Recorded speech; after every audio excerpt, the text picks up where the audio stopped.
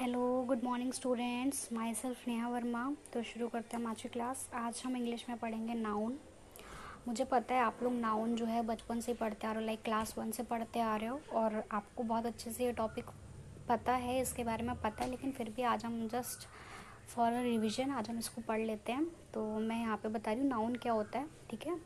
तो noun is the name of person, place, animal और thing. Noun क्या है?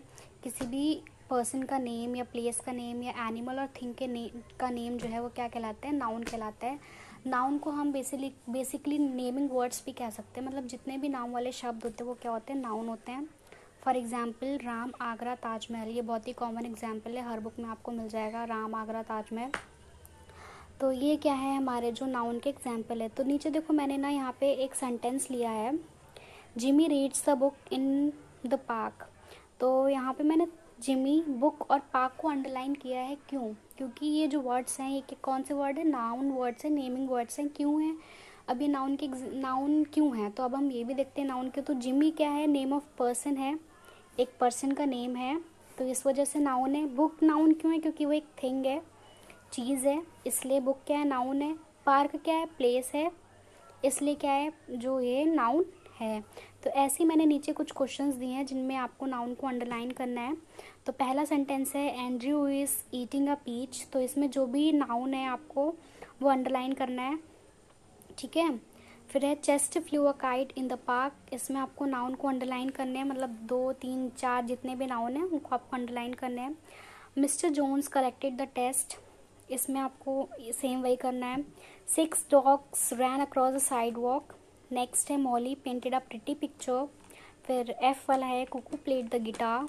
नेक्स्ट है Jake answer the question correctly. Next है Adam dribbled the basketball. Edward drove her car to work.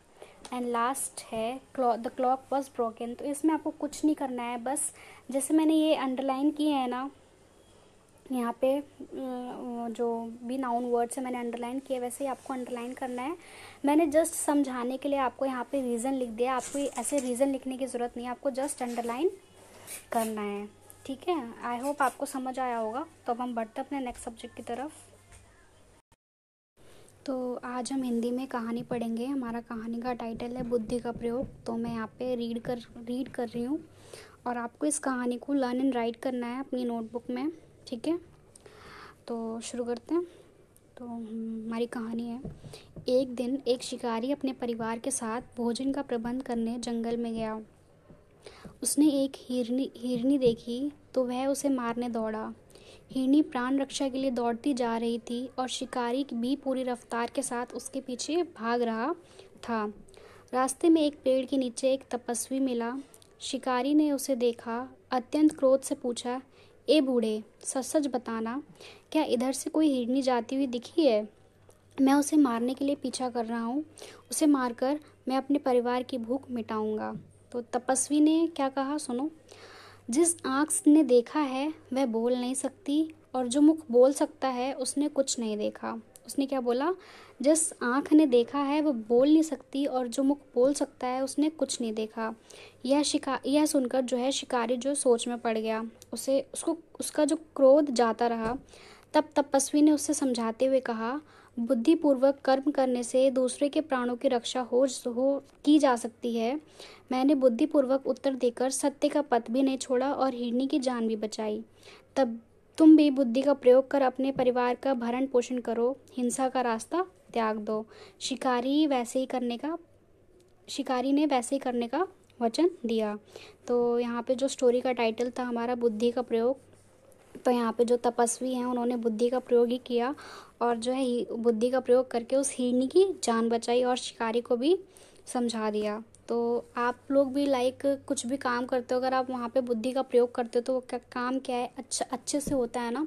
तो इसीलिए अब कोई भी काम करने के लिए हमेशा हमें अपने माइंड का यूज़ करना बहुत ज़रूरी होता है। तो हमारे जो इस स्टोरी का टाइटल है, तो ये हमारा जो टाइटल है वो यही है, बुद्धिपूर्वक कर्म। टाइटल नहीं, सॉरी, जो मोरल है हमारा, शिक्षा है, वो यही है कि बुद्धिपूर्वक कर्म करने से दूसरों के प्राणों की रक्षा की जा सकती है, ठीक है। तो अब हम बढ़ते हैं अपने नेक्स्ट सब्जेक्ट की तरफ, मैथ्स की तरफ। ओके, चलो देखते हैं।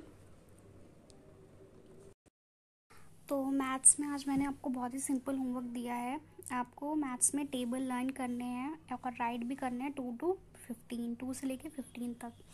ठीक है, तो ये आज आपका मैथ्स का वर्क है। और नीचे मैंने आज आपको एक फ़न गेम दिया है, क्योंकि आप घर में बोर हो जाते हो, पढ़ते पढ़ते भी बोर हो जाते हो, घर में बैठे बैठे भी बोर हो जाते हो। तो ये एक फ़न गेम है, हम लोग क्लास में भी खेलते थे, आपको याद होगा।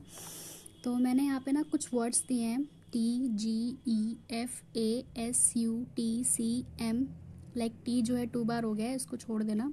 CMNPO, ठीक है। तो इन वर्ड्स से रिलेटेड आपको वो इन जो अल्फ़ाबेट्स हैं इनसे रिलेटेड आपको ना कुछ वर्ड्स बनाने हैं। लाइक मैंने यहाँ पे बनाया है 10, TEN को यूज़ करके मैंने यहाँ पे बनाया है 10। तो यहाँ पे जितने भी आप बना सकते हो, वर्ड्स बना सकते हो एज मच एज पॉसिबल आप बनाओगे, ठीक है। और फिर मुझे बताना किसने कितने वर्ड्स बनाए हैं, ठीक है। तो बस आज के लिए इतना ही था। अब हम मिलते हैं अपनी नेक्स्ट क्लास में, तब तक के लिए बाय बाय।